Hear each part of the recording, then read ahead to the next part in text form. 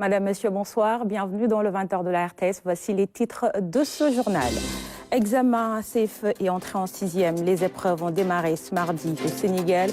Pour cette session 2024, plus de 300 000 candidats, dont 56% de filles, sont inscrits dans ce journal. Nous ferons le tour de quelques centres d'examen à travers tout le pays. Dans l'ensemble, tout se passe bien. Également dans l'actualité, la rubrique Société focus ce mardi sur un sujet crucial de notre société moderne, le recyclage et le traitement des déchets. Grâce à leur génie, les recycleurs parviennent à tout transformer. Dame Silla est allée à leur rencontre. Reportage à suivre. Et puis en sport, championnat d'Afrique d'athlétisme à Douala au Cameroun, deuxième médaille pour le Sénégal. Louis-François Mendy remporte la finale des 110 mètres et avec un chrono de 13 secondes et 48 centièmes.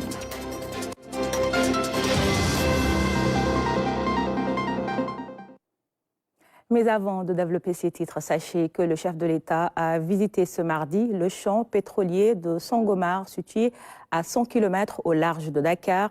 Le président Bassirou Diomaye Faye s'est déplacé sur la plateforme en compagnie du ministre de l'Énergie et celui des Forces armées, ainsi que les responsables de Woodside et Petrosen.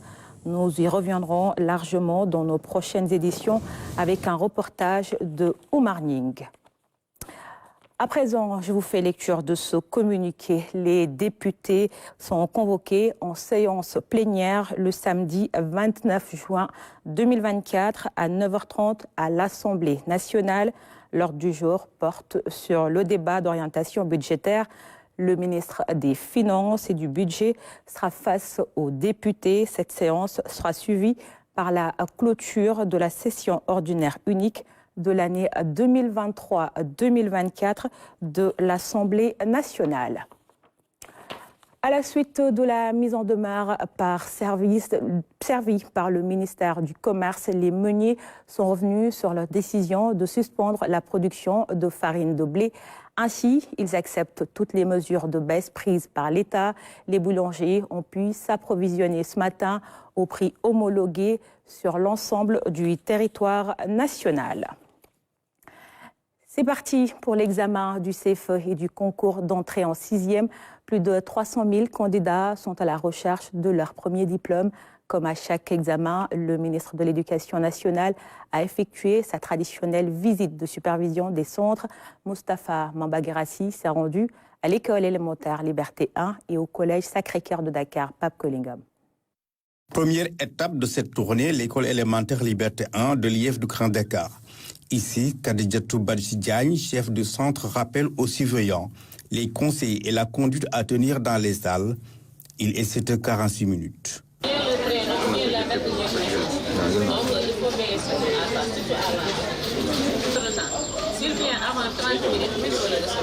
10 minutes plus tard, le ministre de l'Éducation nationale et sa délégation arrivent dans les lieux et font le tour de quelques salles d'examen. Moustapha Mambaguerassi remonte le moral aux candidats. Concentrez-vous sur ce que vous faites. Faites-le très très bien. Vous avez bien travaillé, c'est pour ça que vous êtes ici. D'accord? Nous voulons vous encourager. Ensuite, cap sur le collège Sacré-Cœur. Dans ce centre, les 274 candidats se sont déjà penchés sur l'épreuve de français. Une atmosphère de sérénité et de sécurité règne sur les lieux, à la grande satisfaction des autorités éducatives. On a démarré à 8h pile. À 8h pile déjà, donc on a quand même démarré. Tous les surveillants sont quand même présents. Ils sont tous là. Toutes les dispositions en amont ont été déjà prises par la communauté, notamment le désherbage, le nettoyage des salles de classe, n'est-ce pas, les fournitures, n'est-ce pas, mais surtout le jour, l'accompagnement du jury. Nous avons vu les élèves aussi assez attentionnés, très concentrés dans ce qu'ils sont en train de faire, mais aussi dans de très très bonnes conditions. Les épreuves, l'examen a démarré dans de bonnes conditions et à temps. C'est aussi un point à noter. Nous avons aussi eu les informations, les mêmes informations concernant les autres centres, un peu partout à travers le pays. Et globalement, tout se passe bien.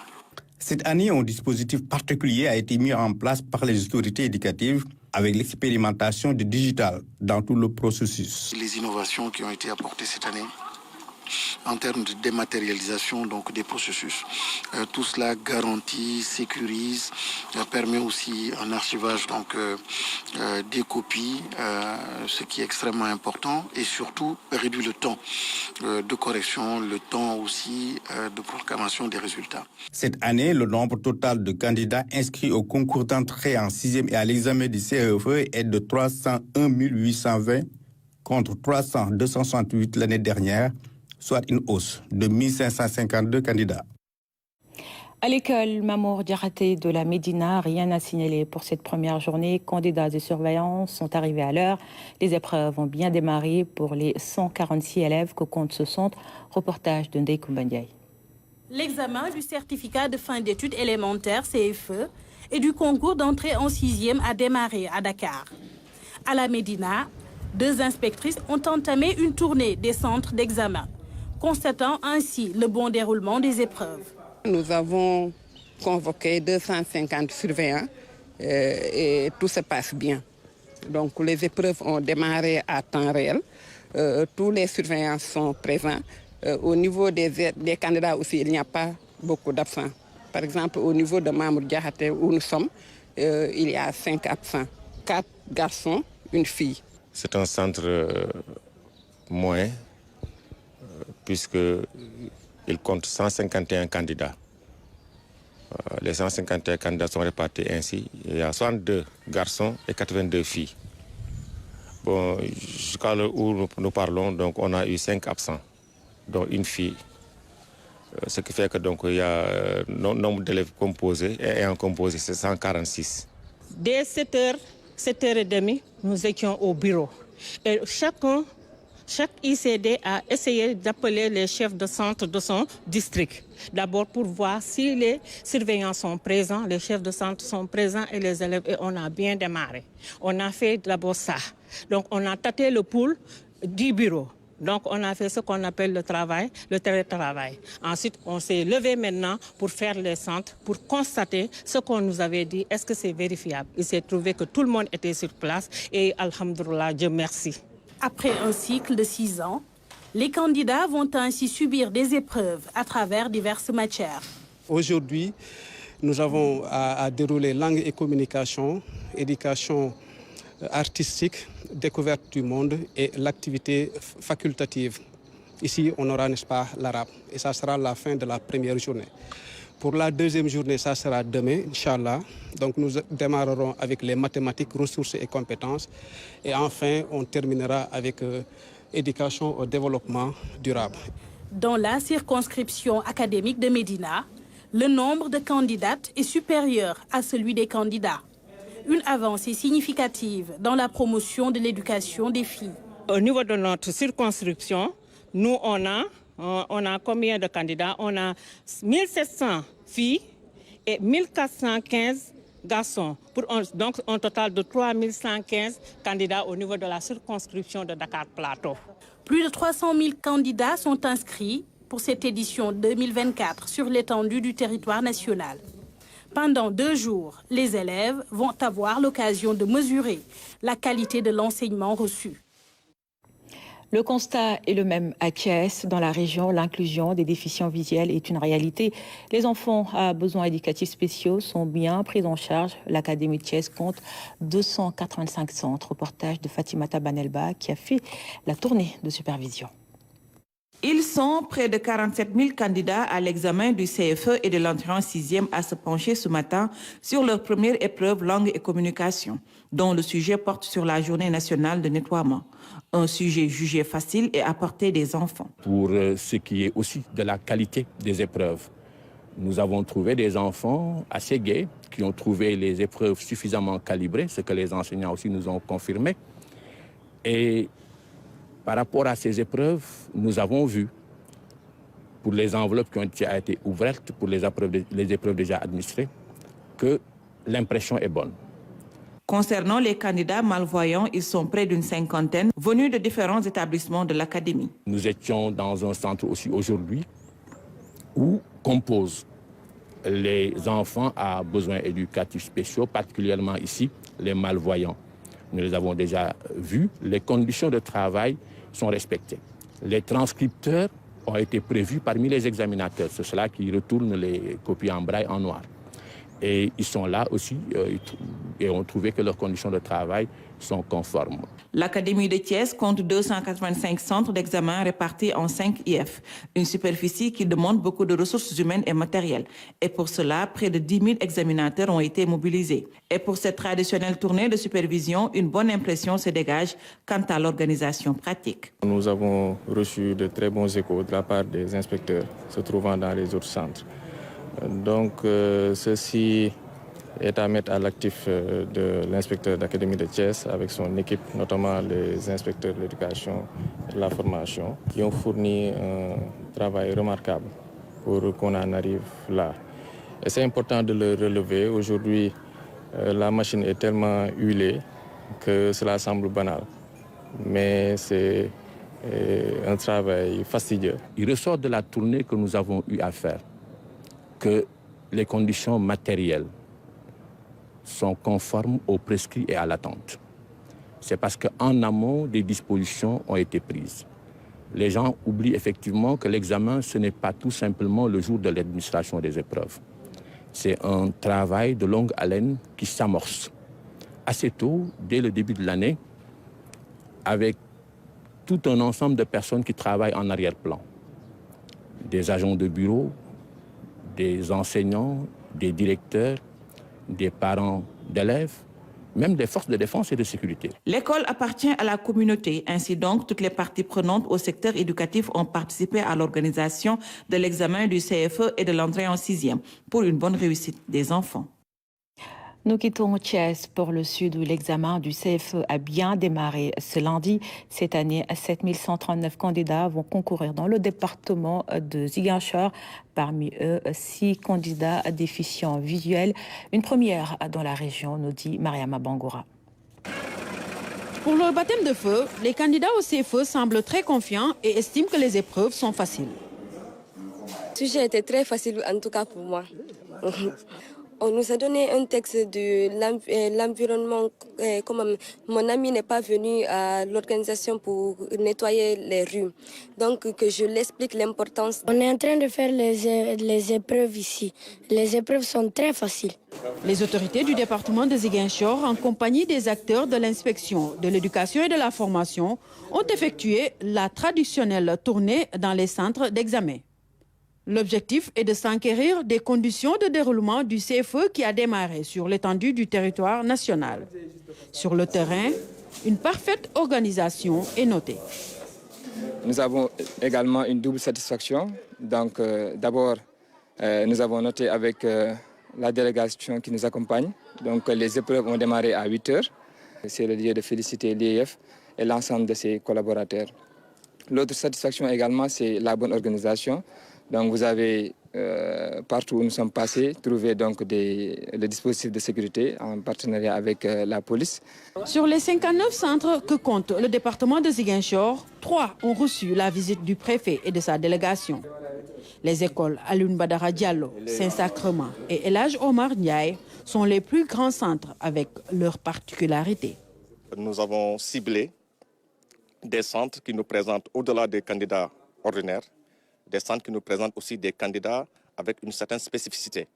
C'est le cas du centre Alioune Badara Diallo, qu'on appelle l'école Caen, où nous avions 5 élèves qui composent, mais qui sont des malvoyants.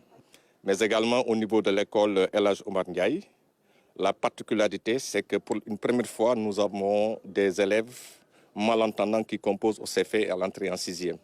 Ils sont au nombre de 7, c'est-à-dire que 6 et 1, je crois, qui est un handicapé moteur assez lourd. Et là également, nous avons noté une très bonne organisation. 7139 candidats vont composer cette année dans le département de Ziguinchor.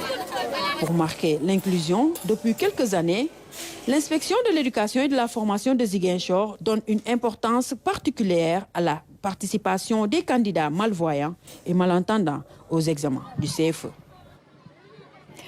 Dans la commune de Saint-Louis, ils sont 5120 candidats, plus de la moitié sont des filles. L'examen se déroule dans de bonnes conditions parmi les élèves des déficientes visuelles. Elles jugent les épreuves, vous allez le voir, plutôt abordables. Reportage d'Abdouad. École élémentaire Bolidjaou. Dans ce centre d'examen du CFE et de l'entrée en 6e de Saint-Louis commune, 3 candidates déficientes visuelles de cette classe transitoire passent leurs épreuves en braille. C'est le cas d'Awa Binta.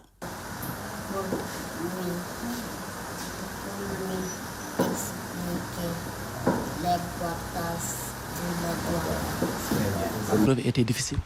Non. Ça va, j'espère que j'aurai des points. Oui. On te souhaite bonne chance. Merci beaucoup. Lorsqu'on parle de l'inclusion, il n'y a pas de différence.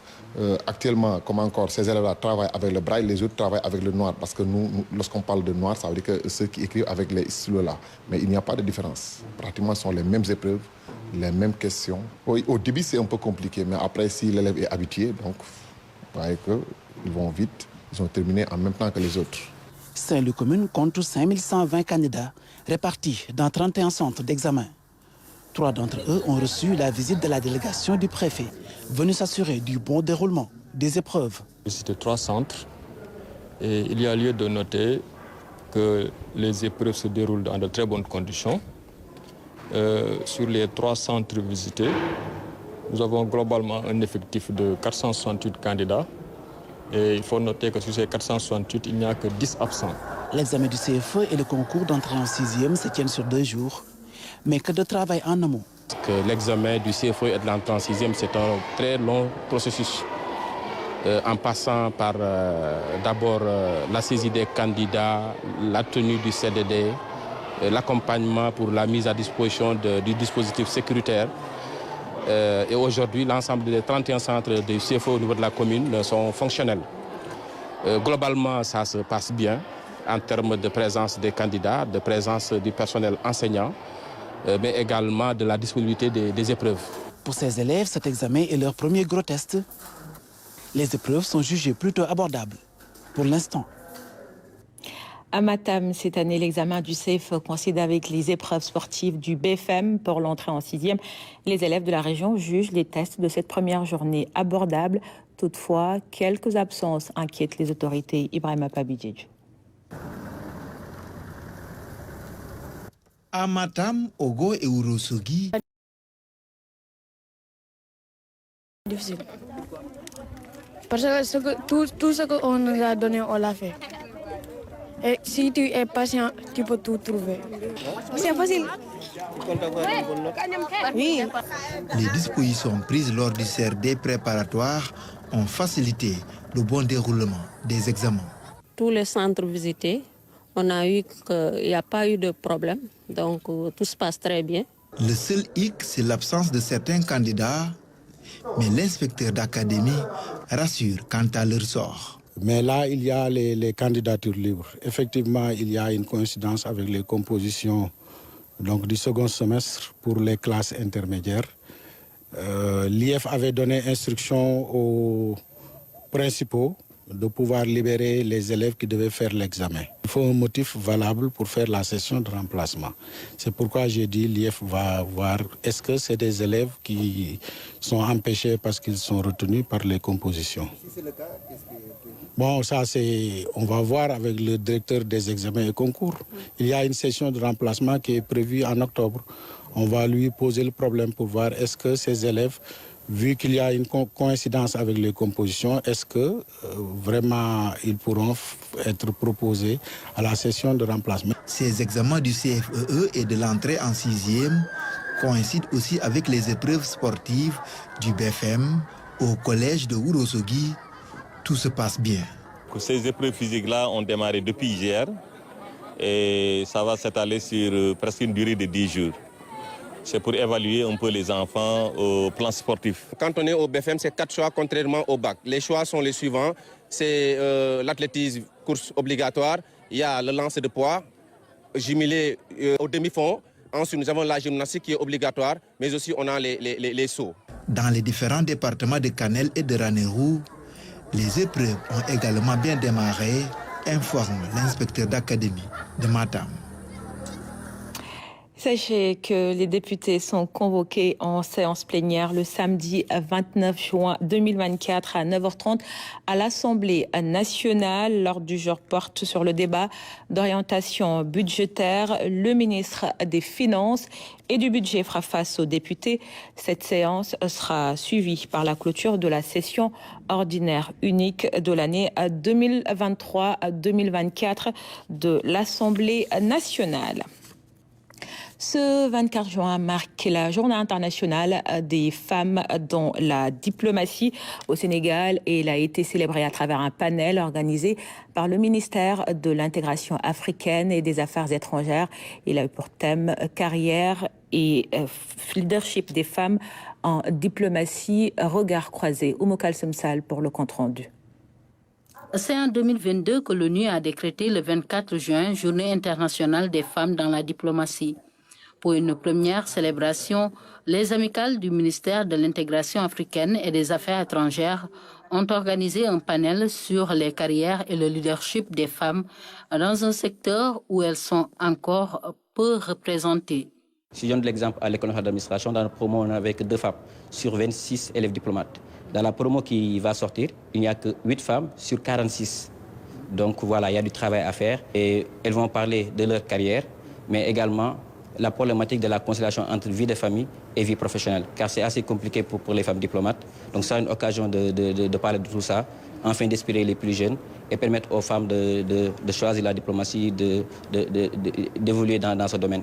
Ça fait 8 ans à Los Angeles, j'organise la même chose à Los Angeles pour les femmes diplomates. Ça s'appelle International Women in Diplomacy.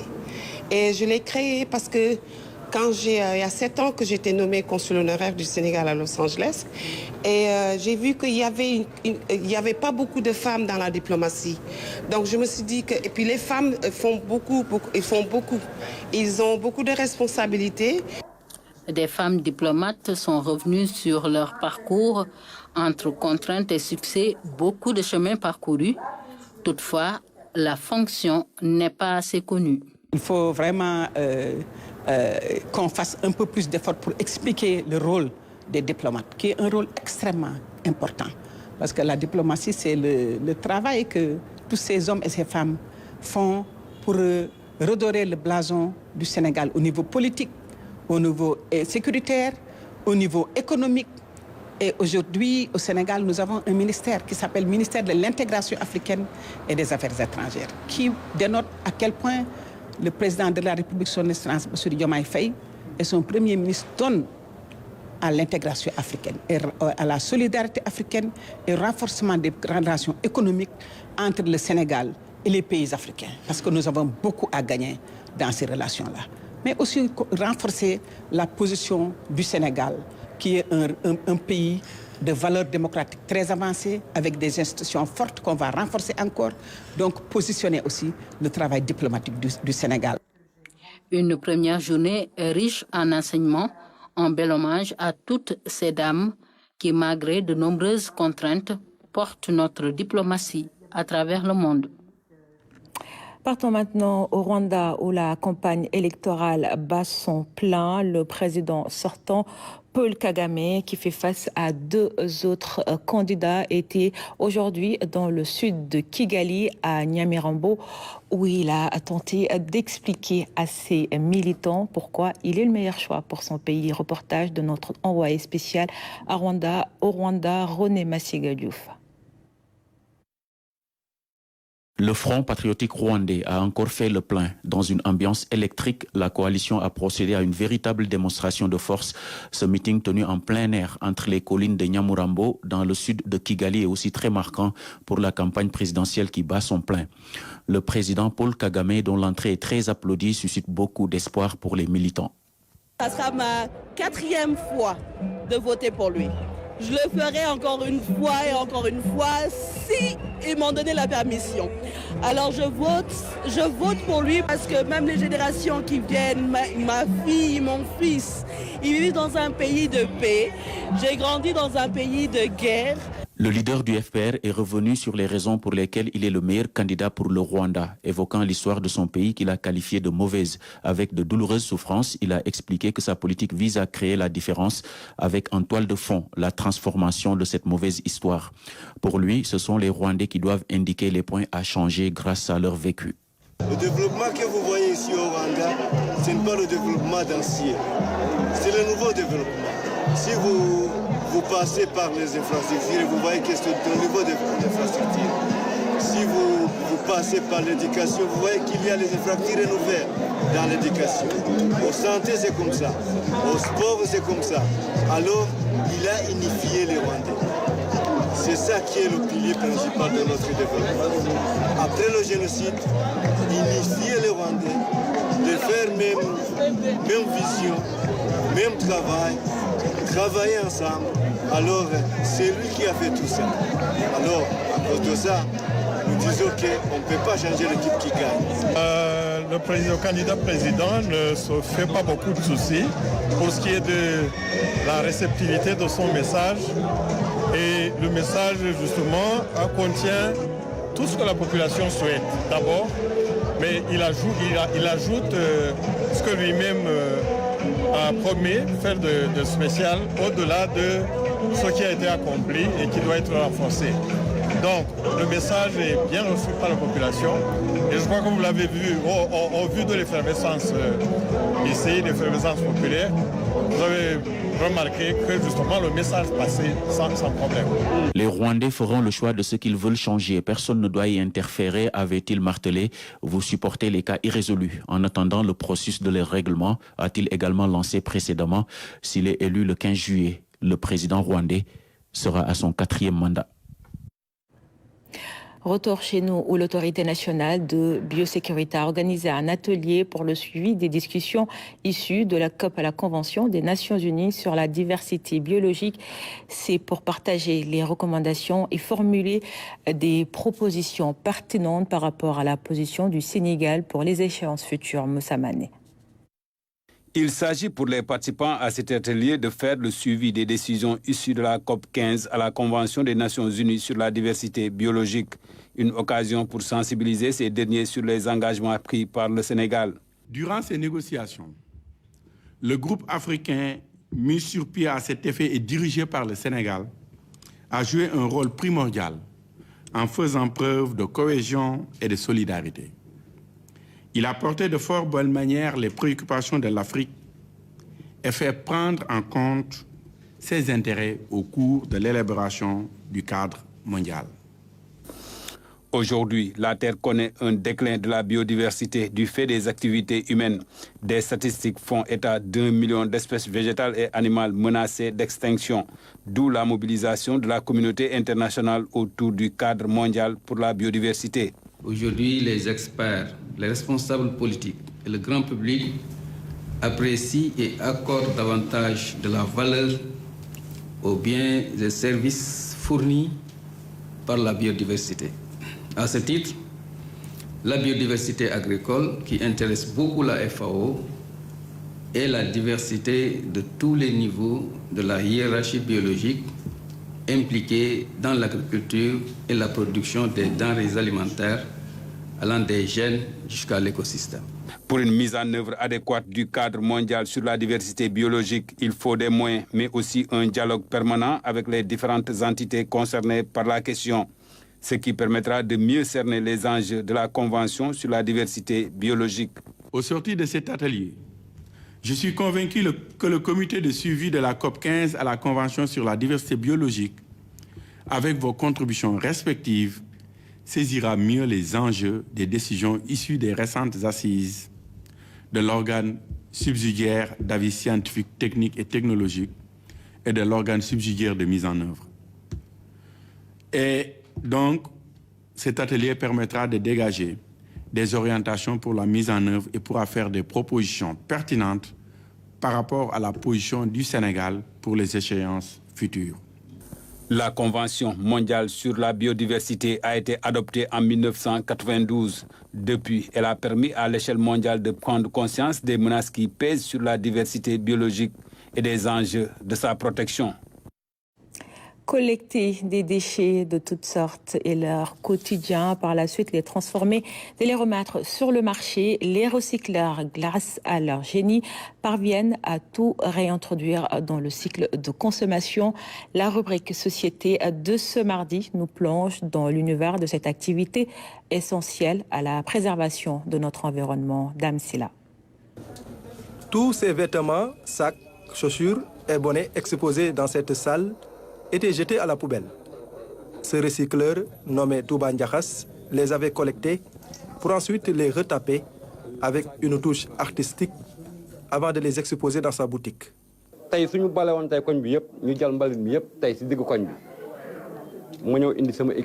Devant un tas d'ordures, mes amis et moi faisons une sélection. Nous mettons de côté tout ce qui est matière plastique, tout ce qui est fer, mais aussi tout ce qui est tissu, sacs, chaussures et autres. Ensuite, nous les recyclons.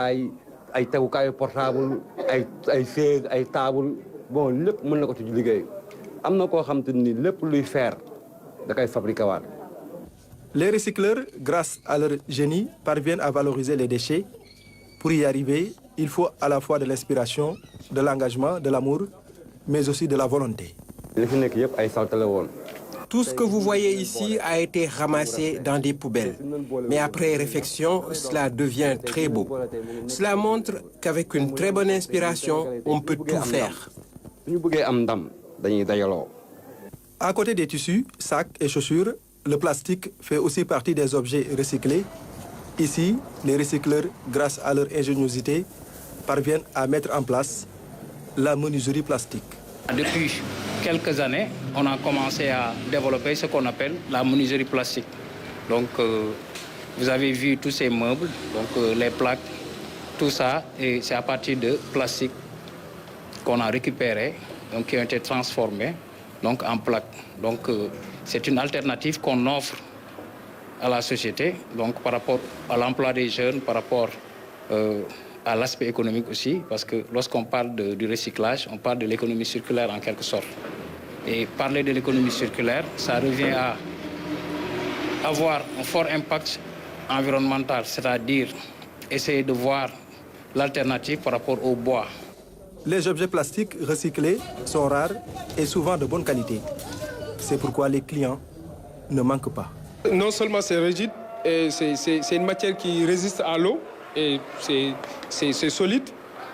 Et on peut l'utiliser de différentes manières, c'est-à-dire de profit, c'est-à-dire vous pouvez poser votre téléphone comme ça. Si vous faites du snap ou prendre une photo, vous faites cela aussi pour, comment dirais-je, regarder un film. Et bon, c'est ce qui m'a impressionné, quoi. La valorisation des déchets participe à la préservation de l'environnement, mais aussi crée de l'emploi et de la richesse, pour dire qu'elle mérite une attention toute particulière des pouvoirs publics pour mieux préserver la biodiversité. Du sport avec le 23e championnat d'Afrique d'athlétisme à Douala au Cameroun. Le Sénégal a obtenu sa deuxième médaille cet après-midi grâce à Louis-François Mendy aux 110 mètres et il a remporté la finale avec un chrono de 13 secondes et 48 centièmes. Ibrahim Mboup. Le temps de la confirmation pour Louis-François Mendy. Après les médailles d'or aux Jeux de la francophonie et aux Jeux africains, le hurdleur sénégalais numéro 1 en Afrique aux 110 mètres et n'a fait que répondre aux attentes et assumer son statut de favori. À 25 ans, il remporte son premier titre de champion d'Afrique à un mois pile des Jeux olympiques de Paris 2024. Louis-François Mendy est d'ailleurs le premier athlète sénégalais qualifié aux JO de Paris. À Douala, il n'a pas couru forcément pour battre son record, mais pour la victoire. Il a fait un chrono de 13 secondes 48 centièmes, loin des 13 secondes 18 centièmes, le record du Sénégal qu'il détient. Demi-finaliste au dernier championnat du monde, disqualifié à cause d'un faux départ, Louis-François Mendy veut se racheter et a maintenant un seul rêve, décrocher une médaille olympique pour le Sénégal et marcher sur les traces de son idole, la légende El Hadji Amadou Diaba, médaille d'argent aux Jeux olympiques de Séoul en 1988, aux 400 mètres et. Sachez que les tout nouveaux conseillers ont pris fonction ce mardi. C'était en présence du ministre de la fonction publique du travail chargé des relations avec les institutions. C'était cet après-midi au Conseil économique, social et environnemental dans une ambiance assez particulière pour les nouveaux membres. Nous y reviendrons dans nos prochaines éditions.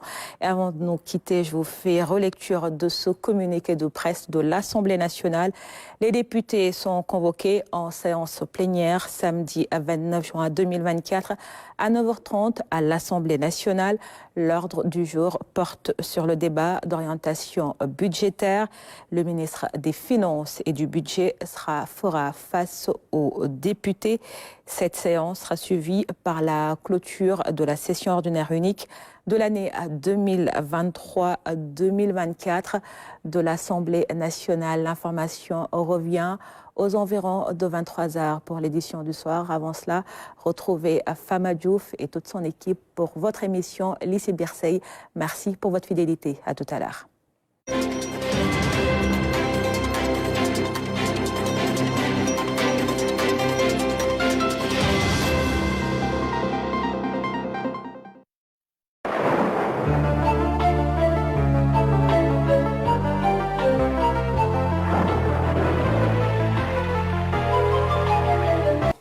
Mesdames et messieurs, bonsoir et bienvenue. C'est un plaisir de vous retrouver pour votre bulletin météo de ce soir.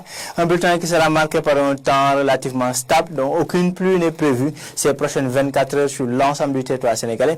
Un temps stable accompagné d'un ciel ensoleillé la journée et passagèrement nuageux sur une bonne partie du pays.